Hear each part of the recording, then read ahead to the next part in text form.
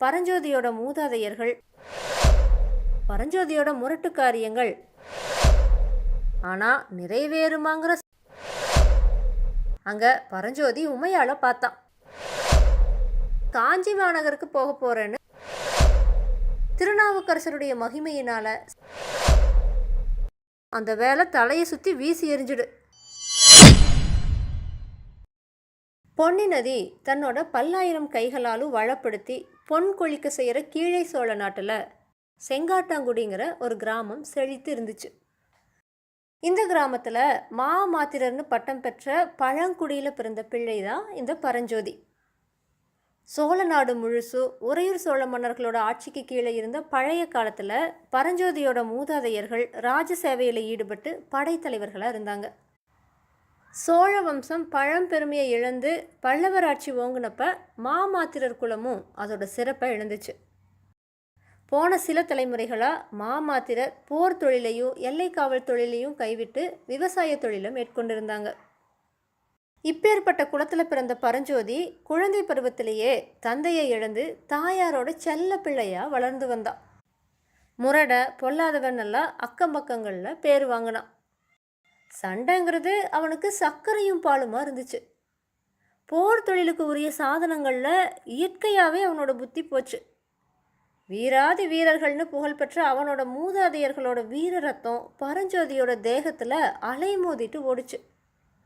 களி விளையாட்டு, கத்தி விளையாட்டு, மல்யுத்தம், வேலெறிதல் இதிலெல்லாம் அவன் ரொம்ப சீக்கிரமாகவே தேர்ச்சி பெற்றான். பரஞ்சோதியோட அம்மா பேர் வடிவழகி அம்மை. அவள் தன்னுடைய ஒரே புத்திரன்கிட்ட உசிரியே வச்சிருந்தா. ஆனாலும் பரஞ்சோதியோட முரட்டு காரியங்கள் அவளுக்கு ரொம்பவுமே கவலையை கொடுத்துச்சு. அவள் சிவபக்தி செலுத்துவதிலும் கலை செல்வத்திலும் சிறந்த குடும்பத்தில் பிறந்தவ. அவளோட தமையனார் திருவெண்காட்டுப்பதியில் புகழோடு வசித்த மருத்துவர் சிவநேச செல்வர். தெய்வ தமிழ் மொழியை நல்லா பயின்றிருந்ததோடு வடமொழியிலும் அவர் புலமை பெற்று விளங்கினார். வைத்திய கலையில் தேர்ச்சி பெற்று நோய் தீர்ப்பதில் வல்லவராக இருந்தார். அந்த சிவபக்தரோட மூத்த பொண்ணுக்கு உமையாள்னு பேர். அழகிலோ குணத்திலோ அவள் இணையற்று இருந்தது மாதிரியே கல்வியிலும் சிவபக்தியிலும் சிறந்து விளங்கினான்.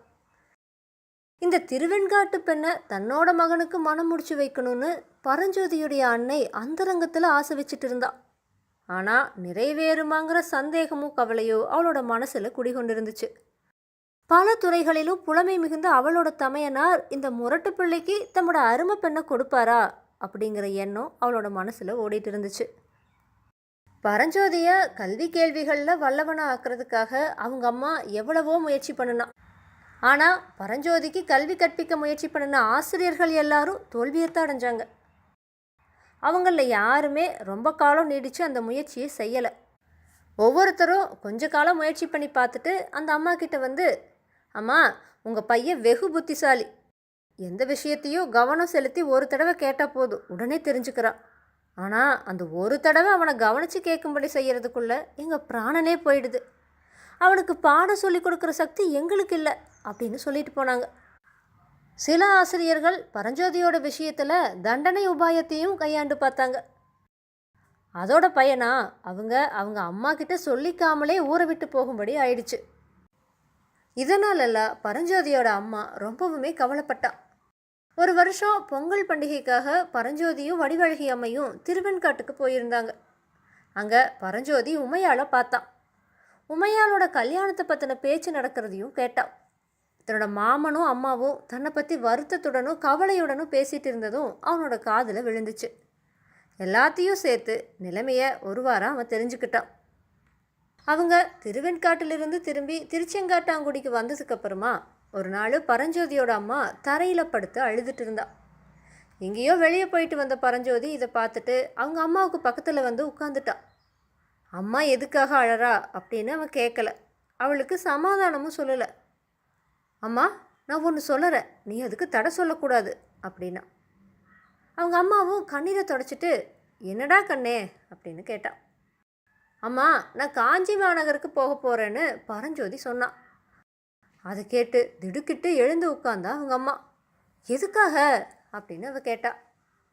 கல்வி கற்கிறதுக்காகத்தான் அம்மா, இத்தனை நாளும் நான் கல்வி கற்காமல் வாழ்நாளை வீணாக கழிச்சிட்டதை நினச்சா எனக்கு வருத்தமாக இருக்குது அப்படின்னு சொன்னான் பரஞ்சோதி. இதை கேட்டு அவங்க அம்மாவுக்கு ஆனந்த கண்ணீரும் துக்க கண்ணீரும் சேர்ந்தது மாதிரி கண்களில் துளிச்சுது. கல்வி கற்கிறதுக்கு காஞ்சிக்கு எதுக்காக போகணும், இங்கேயே படிக்கக்கூடாதா குழந்தையே அப்படின்னு கேட்டா. அம்மா, இந்த ஊரில் இருக்கிற வரைக்கும் எனக்கு படிப்பு வராது. நல்ல கல்வி பயிற்சி பெறணும்னா காஞ்சி மாநகருக்கு தான் போகணும்னு எல்லாருமே சொல்கிறாங்க. இந்த பரத கண்டத்திலேயே காஞ்சியில் இருக்கிறது மாதிரியான கல்லூரிகளும் கலைக்கூடங்களும் வேறு எங்குமே இல்லையா. நான் எல்லாத்தையும் விசாரித்து தெரிஞ்சிட்டோமா அப்படின்னு சொன்னான் பரஞ்சோதி. பரஞ்சோதி சொன்னது உண்மைதான். அந்த நாளில் காஞ்சி மாநகரமானது கலைமகளுக்கு உறைவிடமாக இருந்துச்சு. வடமொழி கல்வி அளித்த வேத கடிகைகளும் தமிழ் கல்வி பயில்வித்த திருமடங்களும் புத்த மதத்தாரோட மத போதனை கல்லூரிகளும் சமண சமய பள்ளிகளும் காஞ்சியில் நிறைய இருந்துச்சு. இன்னும் சித்திரம், சிற்பம், சங்கீதம் இந்த அருங்கலைகளை பயில்வதற்கு சிறந்த கலைக்கழகங்களும் இருந்துச்சு. இந்த எல்லாத்தையும் விட காஞ்சி மாநகருக்கு பெரும் சிறப்பு கொடுத்து தமிழகம் எங்கும் பெரும் கிளர்ச்சியை உண்டாக்குன சம்பவம் ஒன்று சில காலத்துக்கு முன்னாடி நிகழ்ந்திருந்துச்சு.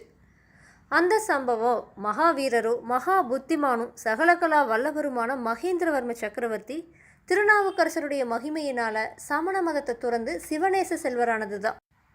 மருள் நீக்கியாருங்கிற இயற்பெயரை கொண்ட நாவுக்கரசர் சில காலம் தர்மசேனருங்கிற பெயரோடு சமண சமய போதகர்களில் புகழ் பெற்றவராக இருந்தார். அதுக்கப்புறமா அவரோட சகோதரியான திலகவதியாருடைய சிவபக்தி காரணமாக அவர் சமண மதத்தை துறந்து சிவனடியாராக ஆனார்.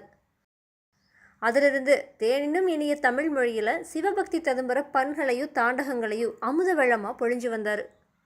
அந்த தெய்வீக பாடல்களோட மகிமையில் ஈடுபட்ட மகேந்திர சக்கரவர்த்தி, நான் நாட்டுக்கரசன், தாங்கள் நாவுக்கரசர்னு மருள் நீக்கியாரை போற்றியதோடு மட்டும் இல்லாமல் சமண மதத்தையே துறந்து சிவநேசர் ஆகிட்டார்.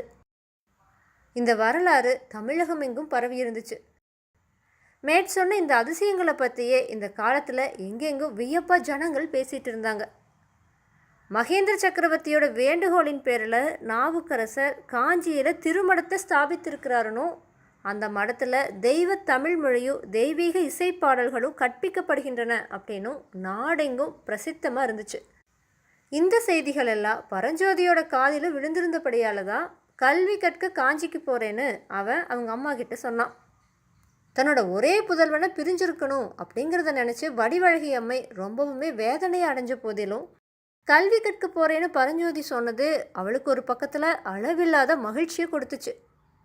தாயாரோட சம்மதத்தை தெரிஞ்சிட்டதும் பரஞ்சோதி என்ன சொன்னானா, அம்மா, நீ மாமா கிட்ட சொல்லி நான் கல்வி கற்று திரும்பி வர வரைக்கும் உமையாளுக்கு கல்யாணம் செய்யாமல் பார்த்துக்கணும் அப்படின்னு சொன்னான்.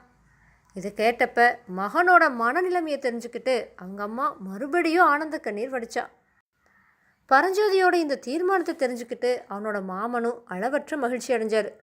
அவர் திருநாவுக்கரசருக்கு நண்பர், அதனால் அவருக்கு ஓலை எழுதி தருவதாக சொன்னார். தமிழ் கல்வியோடு ஏதாச்சும் ஒரு கலையையும் அவன் கற்றுக்கிட்டு வரணும் அப்படின்னும், இதுக்காக தன்னோட பழைய சிநேகிதரான ஆயனருக்கு ஓலை தருவதாகவும் அவர் சொன்னார். பரஞ்சோதியோட மனநிலைமையை தெரிஞ்சுக்கிட்டு அவன் கல்வி பயின்று திரும்பியதும் உமையால் அவனுக்கே கல்யாணம் செஞ்சு தருவதாகவும் உறுதி சொன்னார். நல்ல நாள் நல்ல வேளையில் பரஞ்சோதி அவங்க அம்மா கிட்டவும் மாமா கிட்டவும் ஆசி வாங்கிட்டு மற்ற எல்லாருக்கிட்டவும் விடை பெற்றுட்டு காஞ்சி மாநகரை நோக்கி புறப்பட்டான். புறப்படுறப்ப கடைசியாக அவனோட மாமன் சொன்ன புத்திமதி என்னன்னா, அப்பா பரஞ்சோதி, தூர வழி போகிறப்ப கையில் வேலோடு நீ புறப்படுறது நியாயம்தான். ஆனால் வழி பிரயாணத்துக்கு மட்டும் வேலை துணையாக வச்சுக்கோ. காஞ்சி மாநகர் அடைஞ்சதும் அந்த வேலை தலையை சுற்றி வீசி எறிஞ்சிடு. அப்புறம் கல்வி கற்கிறதுலையே முழு கவனத்தையும் செலுத்து அப்படிங்கிறது தான். இதுதாங்க பரஞ்சோதியோட வரலாறு.